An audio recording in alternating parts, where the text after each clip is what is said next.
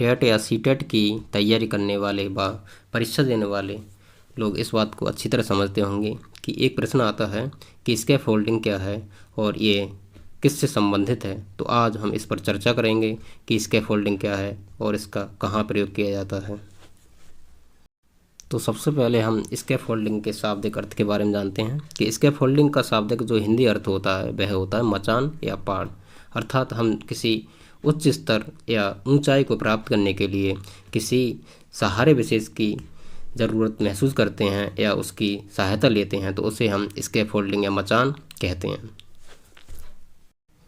Scaffolding के बारे में सबसे पहले जेरोम ब्रूनर ने सन 1950 में बताया था कि स्कैफोल्डिंग की सहायता से हम किसी बच्चे के अधिगम स्तर में सुधार ला सकते हैं और इसके बाद लेव वाइगोट्स्की ने इस पर विस्तृत विचार दिया।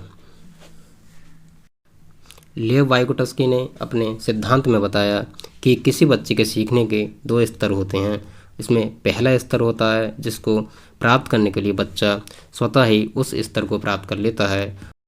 और उससे किसी बाहरी सहारे की आवश्यकता नहीं होती। वहीं दूसरा स्तर जिसे उन्होंने जोन ऑफ प्रॉक्सिमल डेवलपमेंट कहा या जेडपीडी कहा, जिसमें उन्होंने उस दूसरे स्तर को संभावित विकास का स्तर बताया, जिसमें उन्होंने बताया कि इस स्तर तक पहुंचने के लिए बच्चे को एक सहारे की आवश्यकता होती है और उस सहारे को प्रदान करने वाला व्यक्ति कोई भी हो सकता है, जैसे टीचर या उसकी माँ या कोई अन्य व्यक्ति जो उसके दूसरे स्तर को प्राप्त करने में सहायता प्रदान करता है।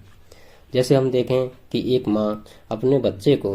एक पजल सेट करने में सहायता कर रही है, तो यहाँ पर हम इस प्रक्रिया को स्कैफोल्डिंग कह सकते हैं, जिसमें वह सहारा दे रही है कि बच्चे किस तरह से इस पजल को आप सेट कर सकते हैं और उसमें उसे हेल्प करती है।